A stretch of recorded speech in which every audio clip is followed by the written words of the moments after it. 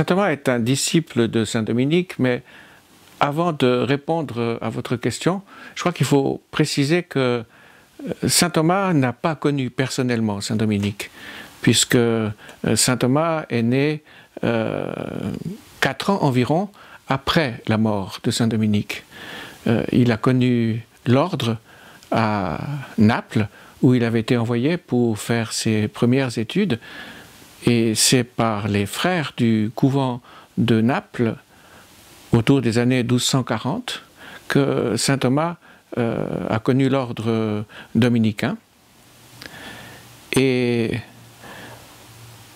on peut dire que ce que saint Thomas a le mieux connu de saint Dominique, c'est son ordre, c'est les communautés dans lesquelles il a vécu et le projet de l'ordre lui-même. D'ailleurs, saint Thomas parle très peu de saint Dominique. À ma connaissance, il n'y a qu'un seul passage dans l'œuvre immense de saint Thomas où il mentionne explicitement saint Dominique. C'est dans un sermon où il présente saint Dominique et saint François comme des intendants du mystère de salut qui ont cherché à procurer le salut aux autres. Et d'ailleurs, saint François est mentionné une deuxième fois pour ses stigmates. Assez curieusement, saint François d'Assise est mentionné 2 fois dans l'œuvre de saint Thomas, tandis que saint Dominique lui-même n'est mentionné qu'une seule fois. Ce que saint Thomas mentionne très souvent, ce dont il parle très souvent, c'est de l'ordre des frères prêcheurs, un ordre fondé pour la prédication, l'enseignement, pour l'écoute des confessions, pour le salut des âmes. Donc ce que saint Thomas a le mieux connu, c'est l'ordre de saint Dominique. Alors je disais, oui, saint Thomas est un disciple de saint Dominique, il n'est pas le seul, et il ne représente pas la seule manière de vivre la grâce de saint Dominique, mais c'est un fils éminent de saint Dominique, et on peut, je crois, mentionner au moins 3 raisons. La première raison, c'est son souci de la prédication. Prédication au sens strict, au sens de l'homélie, comme on l'entend aujourd'hui, et prédication au sens large, par l'enseignement. La deuxième raison, c'est l'attachement à une vie pauvre, mendiante. Et puis, la troisième raison, c'est une version de la première, peut être illustrée par la somme de théologie. Alors, je présente brièvement.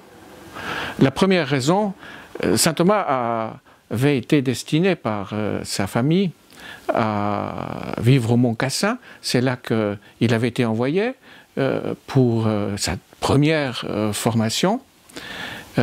Mais il a très tôt pris la décision de rejoindre un ordre voué à la prédication et à l'enseignement et au salut des âmes. Et il s'est particulièrement illustré à un moment où la vie religieuse mendiante était contestée. Il s'est particulièrement illustré par sa défense. Il a écrit sa défense de la vie mendiante, sa défense de religieux qui enseignent. Il s'est illustré par plusieurs traités qui sont restés célèbres à ce sujet, et dans lesquels il a montré la valeur, la légitimité du projet de vie dominicaine, du projet de vie franciscaine, par là même également.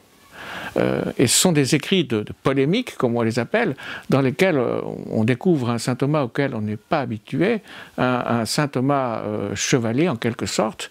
Le fer s'aiguise par le fer, écrit-il dans ses écrits à ce sujet. Ce sont des témoignages assez frappants de l'attachement que saint Thomas a porté à un ordre voué à la prédication, à l'enseignement, au salut des âmes. Une deuxième raison qui fait de saint Thomas un authentique disciple de saint Dominique, c'est, je le disais, son désir d'entrer dans une religion, comme on l'appelait à l'époque, c'est-à-dire dans une vie religieuse, dans un ordre, vivant de manière pauvre, et à l'époque, un ordre véritablement mendiant. Saint Thomas venait d'une famille de seigneurs, et sa famille l'avait destiné à l'abbatiat du Mont Cassin, une abbaye très célèbre, hein, c'est l'abbaye où Saint Benoît avait rédigé sa règle, et tout le destinait à devenir abbé de ce monastère, et très délibérément, obstinément, contre l'avis de sa famille, qui a finalement dû se plier à sa décision, saint Thomas a choisi un ordre menant une vie pauvre et témoignant du Christ dans la sobriété, la pauvreté des moyens.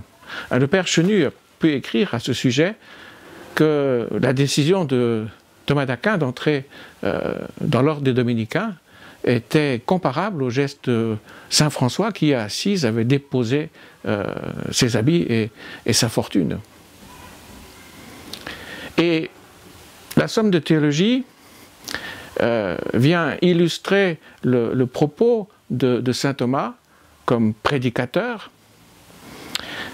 À l'époque de Thomas d'Aquin, dans les couvents, la formation des frères dominicains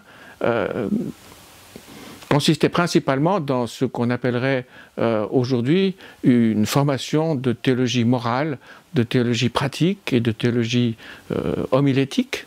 Il s'agissait de former des prêcheurs. Et la formation reposait sur des manuels, et en particulier sur des manuels de casuistique, c'est-à-dire des manuels qui offraient des solutions aux cas concrets qui pouvaient se présenter aux prédicateurs et aux confesseurs. Et saint Thomas a été frappé par le vide doctrinal de ces manuels. Et le projet d'écrire la somme de théologie répond au désir d'offrir des bases doctrinales, un fondement dogmatique à la prédication, au ministère de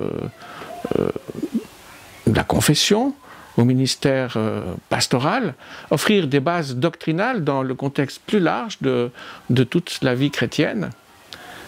Et dans un fameux Quodlibet, saint Thomas explique que la tâche du théologien, et c'est ce que la somme de théologie vient illustrer comme manuel, la tâche du théologien, c'est dans une communauté d'études de chercher et d'enseigner comment procurer le salut des âmes.